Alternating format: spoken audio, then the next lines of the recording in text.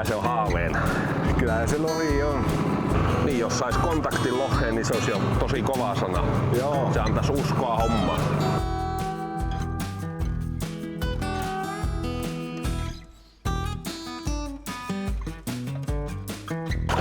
Nyt oltais pelipaikoilla, kun olisi mahdollisuus laittaa uistimia vetteen, vaan kun ei oo.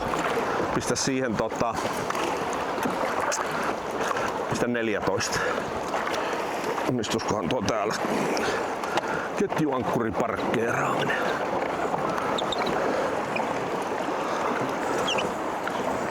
Vaikkei ketjuankkuri täysin meitä pidäkään, niin se hidastaa kuitenkin Huomattavasti. veneen valumista. Niin tää vähän niin kuin paremmin hallinnassa. Mä haluaisin katsoa näitä uistimia. Nyt kun ollaan parkissa, on niin hurjat virtaan, pysyy se veessä sekin. Pysyy paremmin sitten kun lähdetään soutamaan. No. Tarkistan tämän ja hyvin pelaa. Kato 11 vai 10? Pistä vaikka 10.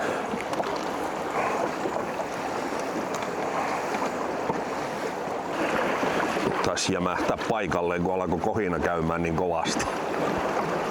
Ankkuri jämähti kiinni. Me pitäisi päästä irti täältä. Autan vetämään tää köyttä. Pyrin vetämään sitä soutamalla avit. Jää jonnekin kiven taakse. Eikö tuu? Ei. Ei tule. Nyt ei ole vaihtoehtoja, se on vaan saatava sieltä pois. Yes. Nyt rentin vähän eteenpäin. Yes. Sitten. Sitten me ollaan ihan kuseessa, jos ei se lähde irti. No niin. Nyt kilisee, nyt se irtos vissiin. Olihan se kovaa vettä. Tuliko se keulaa asti? Tuli. Oli muuten kovaa vettä. Mä olen täysillä hoimillaan repiin. Hyvä, kiitos. Nyt se on hoidettu. Nyt päästään kalasta. Meillä on tässä laskettu uistimet pyyntiin ja tässä Rauno meille soutelee ja mä tässä nautin säästä ja odottelen sitä hetkiä, että alkaa jarrut kirkumaan niin sanotusti. Ja meillä on nyt tosiaan päivä 2 menossa ja sää on mahtava ja mitäs Rauno sanot, että mikäs meillä on päivä meininki nyt? Vähän on viimeisen päälle hieno keli ja uistimet uimassa ja hieno paikka soutaa. Ja tässä on kuitenkin nyt jo nähty 2-3 lohen hyppyä ennen kuin edes saatiin uistimia vetteen, eli siinä mielessä hyvä meininki. Mennään tässä hissukseen tämä lasku ja puoliyöhä sieltä sitten lähestyy, kun päätetään tämä lasku ja katsotaan vähän siinä, otetaanko jotakin pikku syötävää lepoa ja sitten tullaan uudelleen joelle. Miten tämä sää yleensä vaikuttaa täällä joella tähän lohen soutuun? Mun omat kokemukset on kyllä semmoset, että hyvä kalastuskeli on hyvä saantikeli. Se lohihan vaeltaa täällä ja se on kaikkein eniten se puru kiinni siitä veden lämmöstä. Lohenkalastuksen kannalta tämmönen hellepäivä, niin sehän tarkoittaa, että pikkuhiljaa veden lämpötila koko ajan nousee ja jossain kohti ylitetään se raja, että lohi ei ota enää ollenkaan. Sormella vettä testaa, niin tämä kyllä tuntuu melkein lämpimämmältä kuin mitä se oli ykköspäivänä, niin ihan niin kuin olisi aste jopa pari lämpimämpää tällä hetkellä. Joo, kyllähän se tämmönen hellepäivä ja aurinkopäivä luonnollisesti vaikuttaa tuohon pintalämpötilaan tai vedenlämpötilaan noin yleensäkin. Joessahan tuo vesi on aika tasalämpöistä täällä virta-alueella, koska se noissa koskissa myllääntyy ympäri. Niin ihan kaikki paikat täälläkään ei tietenkään sekoitu. Tuossa on rannoissa noita akavirtapaikkoja ja täällähän voi olla jotakin lähdepaikkoja tai tuolta jostain korkeammalta tulevia puroja, niin ne tuo viileää vettä, eli ihan tasalämpöistä se ei ole kauttaaltaan, mutta kyllähän siihen tämä tietysti pinta-ala ja ennen kaikkea auringonpaiste ja sitten nykypäivänä on veden tummuminen yksi ongelma ja Tornionjoen vesikin on selvästi ruskea. Tämä on oikeasti semmonen mukava 18 asteen pilvipoutakeli niin, ja yöllä sitten viileämpää, niin silloin ei vesi juurikaan lämpene liikaa. Ja itse asiassa tässä vaiheessa tämä mun mittari näyttää 18 astetta. Voipi hyvinkin olla, että lohi menee ohi nyt välittämättä vieheistä. Joo. Eli se voisi olla tuossa pikku yön viileyden jälkeen aamulla heti syönnillä sitten. No varhainen aamu saattaisi olla parempi, silloin lämpötila on laskenut, kun yöllä kumminkin käy viileänä. Joo. Mulla tuli semmoinen kysymys tässä mieleen, että kun tässä tekee monesti useampia venneitä, niin miten tässä niin kuin sitten toimitaan? Yksi tärkeimpiä sääntöjä on se, että kun aloitetaan kalastamaan ja tonne joelle ajellaan sinne paikkaan, mistä ollaan aloittamassa soutua, niin kenenkään toisen välittömästi siihen alavirran puolelle ei pysähdytä soutamaan, vaan se aloitetaan sen toisen veneen yläpuolelta. Ja mielellään niin kuin jätetään muutamia satoja metrejä väliä, eli jokaisella on niin kuin se oma kalastusrauha. Ja jos tässä nyt ajatellaan tilannetta, että tässä meidän alapuolella olisi joku vene, niin hän saa mennä sitä reittiä kun menee ja me tullaan täältä takaa sitten perässä ja valitaan se oma reitti sitten omalla ajallaan. Me ei lähdetä kiilaamaan sitä venettä. Eli pyritään pitämään se sama tahti, että edetään täällä joella jokainen vuorollaan ne paikat, mitä siitä haluaa sitten kalastaa. No entä sitten siinä vaiheessa, kun lohi nappaa kiinni? Niin. Joo, no siinä vaiheessa tietysti aina tilanne muuttuu semmoiseksi, että se jolla on kala kiinni ja täällä nyt Lohijoella semmoinen lohi, eli voimakas kala, niin sille tulee etuajo-oikeus automaattisesti. Että kaikki tänne on tullut sitä lohta tavoittelemaan ja se on niin arvokasta saada se kiinni, että kaikki muut veneet sitten väistää tarvittaessa. Yleensä ne lohetkin pysyy kuitenkin niin kuin semmoisilla kohtuuetäisyyksillä, eli harvemmin on edes 150 metrin päässä. Taitaa olla koko mun 30 vuoden uralla 150 metriä siimaa, mitä täällä soutuhommissa on enintään ollut ulkona. Eli ne ei välttämättä ole niin suuria ne väistöliikkeet, mutta kyllähän mä tästä, jos meidän alapuolella tuossa olisi vene ja meille nappaisi nyt lohi. Jos olisi hyvin lähellä se vene, niin mä huikkaisin siltä, että täällä on kala kiinni. Että se tietää niin kuin seurata, mitä täällä alkaa tapahtua. Ja sitten se soutaa jompaan kumpaan laitaan siitä niin, että se aukaisee ton alueen. Ettei mene siimat ristiin, jos se lohi ryntää kovastikin. Päästiin siihen pisteeseen, että alkaa puoliyö olla ja otetaan kamaat pois ja lähdetään käymään pikkusen tankkaamassa ja vähän ehkä saunomassa. Mitäs sulla on, Rauno, loppukommentteja tähän vetoon? Niin kuin sanoin aikaisemmin jo tuossa, että lohia on nähty jo ennen kuin saatiin uistimet edes uimaan, mutta nyt on veden lämpötila noussut sillä tavalla, että vähän huolittaa, että menneekö ne nyt suu kiinni ohi meidän tarjoilusta. Semmoinen havainto tuossa oli, että heinää liikkuu jonkun verran. Eli ihan tuoretta heinää liikkuu. Että pitää huomenna taas tässä myöhemmin sitten, kun lähdetään uudestaan vesille, niin laittaa siimaa roskankerääjät, niin pysyy nuo uistimet kalastuskunnossa pidempään. 8 yli puolen yön ja aurinko paistaa, jäi tuohon kulman taakse just. Mäpä voisin kääntää tämän veneen, niin näkyy vähän sinne kameran tuolla meidän olan takana. Sieltä se paistaa.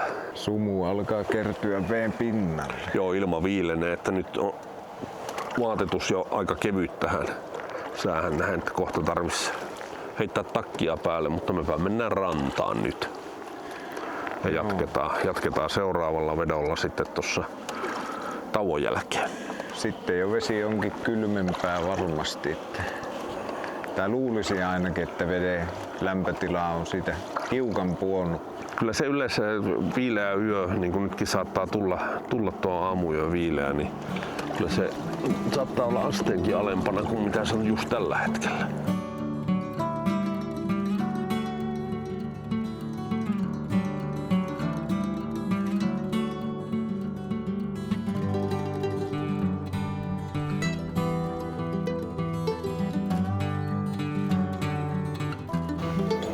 Se on siinä 7:20 kello ja ollaan tultu tähän joen rantaan takaisin, niin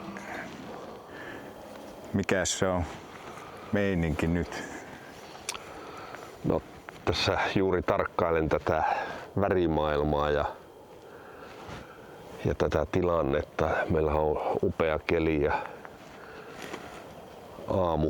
sumut juuri häipynyt tuolta joelta, niin hyvä fiilishän se on. Ja tuossa kuitenkin aina silloin tällöin noita lohien pintakäyntejä näkyy, niin lähdetään kokeilemaan. Tämä aamu on ihan potentiaalinen aika lohen saannille. Kyllä. Eiköhän se sieltä tuu se meikäläisenkin ensimmäinen. Alkaa uistimen viritykset tuolla. Kaloja hyppiikin ympärillä, pieniä kaloja kyllä. Makeat on uinnit. Uinnit on kunnossa. No, joka kerta kun uistimet laittaa siimaan, niin niissä siimoissahan on se solmu tai lukko. Esimerkiksi se, että miten päin sä laitat se uistime siihen lukkoon, niin se muuttaa vähän sitä tilannetta. Ihan joka kerta kun lähtee vesille, niin pitäisi katsoa, että se on viimeisen päälle tasapainossa ja kunnossa tuo uistimen käynti. Nyt se on parempi, kun mä sitä vähän viritin. Eli justiin tuommoista pieni tasapainosäätö, vaikka tässäkin on uistin, jota lohet on murjonnut niin, että siellä on pinnotteita irronnut, mutta silti ne on syytä aina tarkistaa. Ja luonnollisesti jos saa kalan, oli se sitten lohi tai hauki tai mikä, vaan hauki erityisesti vielä semmonen, että se saattaa vääntää sitä uistinta ja nokkalenkkiä siinä väsytyksen aikana, niin sen jälkeen on syytä tarkistaa, onko uistimen uinnit kunnossa. Nyt päästään kalastamaan. Okei. Mikäs oli se roskahomma? Roskankerääjä. Niin, se roskankerääjä, niin sehän on tuohon siimaan laitettava tämmönen pikkunen, se ei sinne kameralle välttämättä näy kovin hyvin, tämmönen pieni harava hämähäkki, joka tähän naksauttaa tähän siimaan. Mulla on siimassa leikari tuossa stopparina ja se pannaan sen yläpuolelle. Ja kun täällä näyttää virtauksessa olevan heinää, niin nyt ne jää tuonne. Siinä näkyisikö nytten kamerakuvassa tommonen hämähäkki. Niin nyt ne roskat tarttuu tuohon eikä tänne uistimeen, eli uistin pysyy puhtaana vähän pidemmän aikaa. Me ollaan niitä meidän verkkokaupassa vuosien saatossa myyty aika paljon.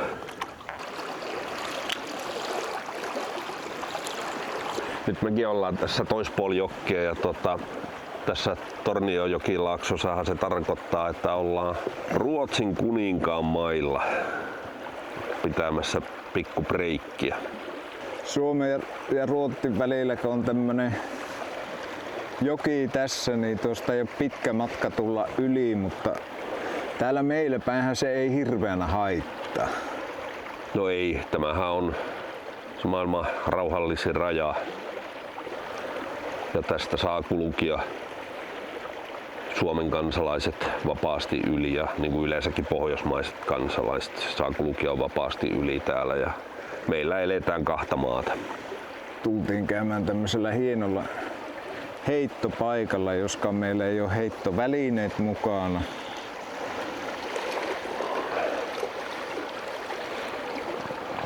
Mutta se on ihan hyvä käydä tuolta pienestä venneestä välillä ylhäällä, että jaksaa taas istuskella.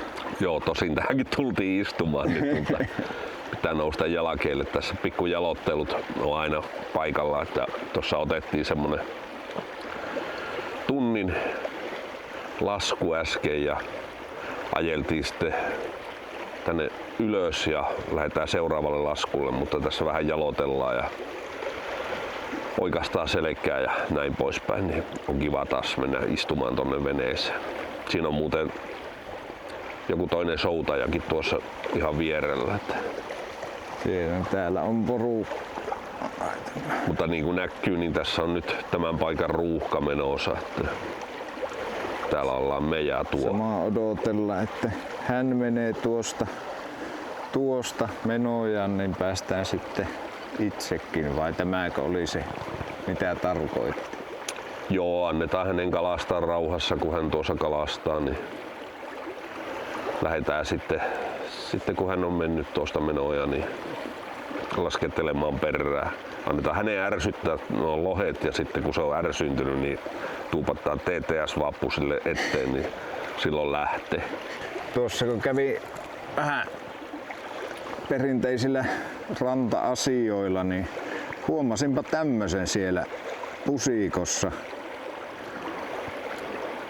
Siellä se makasi vaan tuossa pari metriä vedenpinnan yläpuolella, eli se on tulva-aikana sinne sitten jollakin jäänyt. Tämä voisi olla viime kesän jäämistöä. Tämä on ehtinyt ruostua nuo koukut ja semmonen tästä vaapusta on merkille pantavaa, että itse kalastelen TTS-vaapuilla, niin tämä löydetty vaappukin on TTS-vaappu, eli Salosen Tomin elämysvirta oppaan tekemä vaappu. Ja tässä turpaläpässä näkyy tommonen musta piste. Yleensä tuota kalamiehet käyttää, kun ne saa jonkun paremman kalan, niin merkkaavat vaapun sitten tommosella pisteellä. Tämä kertoisi mulle, että tämä on käynyt lohen suussa.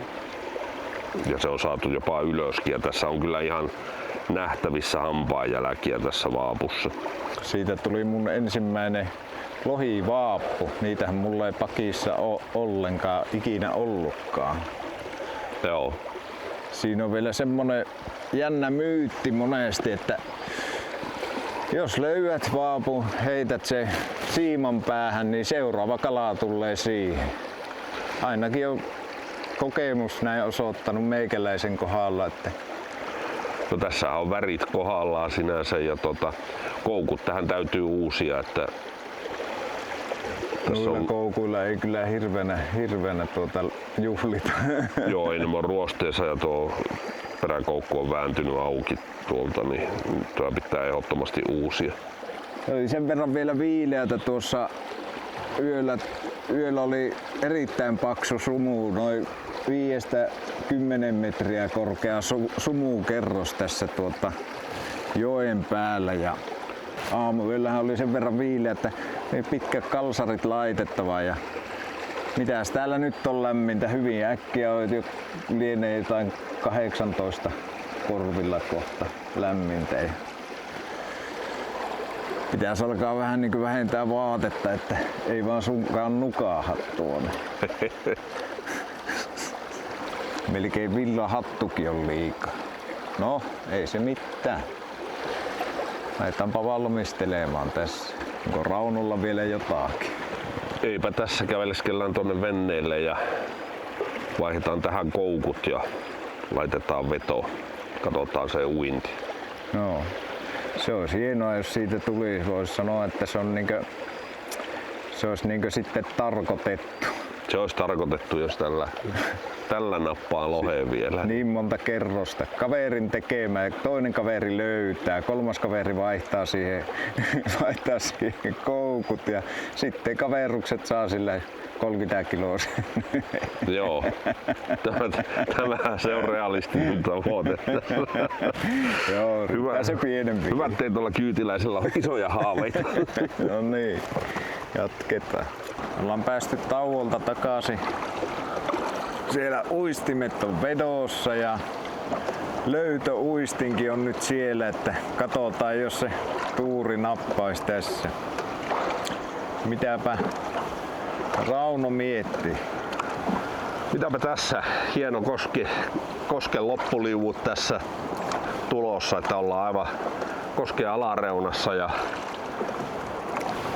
se uistinhan on hyvä kyllä ja sehän saattaisi meille antaa lohe. Aurinko paistaa todella kuumasti kyllä tällä hetkellä.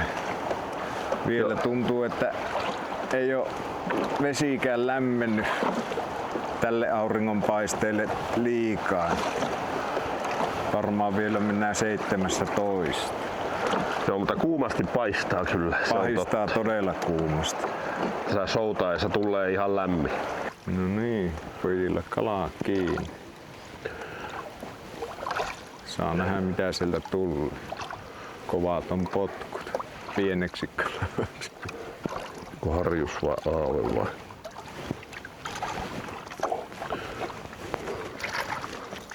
Aave. Ja se lähtee tässä. Helposti irtiin. Ahneesti on kyllä koukun saanut. Ja mikäs väri? Se on tämä. Löytö. Löytövaappu antoi ensimmäisen kalan, kun lähdettiin soutamaan. Toki se ei ollut edelleenkään se kovasti himoittu lohi, mutta kala kuitenkin, ja tuohan todistaa sen, että petokalalle kelpaa Sinne takaisin. tuo uistin. Ellei väärin muista, niin tuo on TTS:n väri 037, jota löytyy verkkokaupasta. Niin sä pystyt noita, kun sä rakastut tuohon uistimeen, niin ostamaan. Meet elämysvirta.fi-sivulle ja sieltä verkkokauppaan, niin sieltähän noita löytyy. Joo. Seuraavaksi samaan vaappuun nyt sitten se kunnon lohi siihen. Eikä se tarvi olla iso, aivan hyvin 15 ne riittää. Kyllä riittää. 10 riittää. No oikeasti lohi riittää, oli se minkä kokoinen Niin tahansa.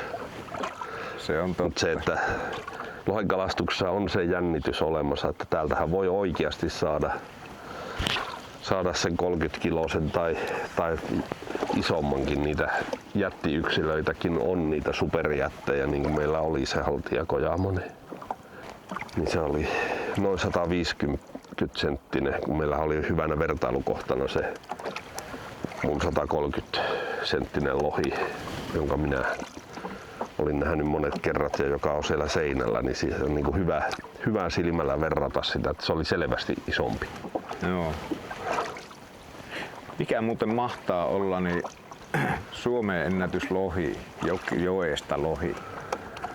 No, sekin on vähän hankala kysymys siinä mielessä, että suurkalatilastojahan rukattiin sillä tavalla, että niitä vanhoja poistettiin, kun niitä ei oikein voinut todentaa, että onko ne oikeasti ollut vai ei. Mutta samalla me menetettiin historiaa, kuinka isoja kaloja voi olla, joka taas sitten ikään kuin vääristää sitä, että jos me nyt ajatellaan, että 15-kiloinen tai 10-kiloinen on tosi iso lohi, niin joskus 50 vuotta sitten niin se on ollut pikkulohi. No niin, sinne nappasi kalaa, mutta ei tämäkään jättikalaa ole. Otanpa mikä siellä. Katoppa, hyvin jumpsuttaa. Hyvin jumpsuttaa. Pitää tehdä niin, että nyt pitää ottaa tuosta välistä pois ensin kuvassa vaan. Joo. Hyvin jumpsuttaa, mutta ei tämä ole lohi vieläkään. Olisiko se sitten harjus? Se olisi periaatteessa harjus tai kookasahave. Katsoppa kun on roskaa roskankeräjässä. Oo. Onneksi on roskankeräjät. Tuossa sinne filmille näkyy. Tämän takia roskankeräjä on tarpeellinen. Tuli mieleen, että onko käynyt sillä lailla, että olisi tullut tuplatärppi lohella. Että on kaksi ollut kiinni yhtä aikaa. On ja on tullut tuplatärppi niinkin, että on ollut 6 kilon lohi ja pituudeltaan saman mittainen hauki. Napakan kokoinen ahave sieltä tulee. Se on ihan hyvän kokoinen ahave. No. Raitapaita. Sä tuohon sun kamerankin. Souvan vähän. Ei mene ihan nippuun kalusta. Aha. Se on. Pihit on vissiin siellä sulla. Joo. Aavistin kato. Tulee tarviin toisenkin. Se on tommonen. Semmonen siitä tuli. Komia ahave. Täällä on yllättävän paljon noita kookkaita ahaveja. Nyt sitä on sitten rantauduttu tuolta joelta ja meinas tulla sen verran kuuma hiostava, että oli tultava ranta tässä vaiheessa. Ja se taitaa olla tältä päivää reissu ohi, kun ei tuolla näkynyt oikeastaan tässä niin kuin lämpimän aikana nyt yhtään lohta hyppäävänkään missään. Lohikalastus on tämmöstä. Toisena kertana sen saa helposti ja nyt on ilman lämpötila ja veden lämpötila on noussut semmoisiin lukemiin, että saaminen menee haastavaksi. Nythän on luvassa heti jo illalla vesisateita, myrskyä. Lähtee taas vesi jäähtymään, niin jatketaan seuraavalla kerralla. Kyllä se lohi sieltä jossain kohti napsahtaa. Sehän on varma, että se sieltä tulee, kun sitä tarpeeksi riittää. Tässä niinkö aloittelijan odotukset ei kohdannut tällä kertaa. Se täytyy sitten toisella kertaa yrittää saada se lohi sieltä koukkuun. Joo, ei sitä turhaan sanota, että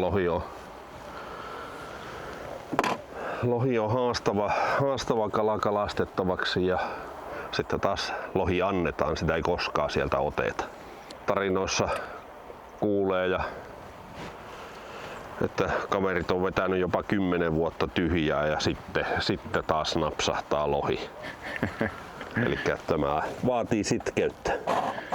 Joo, ja täällä on iso juttu tämä ympäristö ja täällä oleminen jo itsessään, että eihän näistä maisemista voi kun nauttia, mutta tullaan toisella kertaa taas nauttimaan lisää. Kannattaa eksyä tänne Lappiin katsomaan näitä maisemia ja vesistöjä ja tulla hakee oikeata ruokaa, mitä siellä kaupan hyllyllä ei oikein taho olla.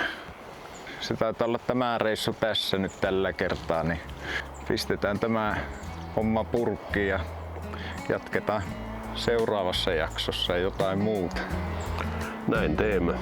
Se on moro. Moro!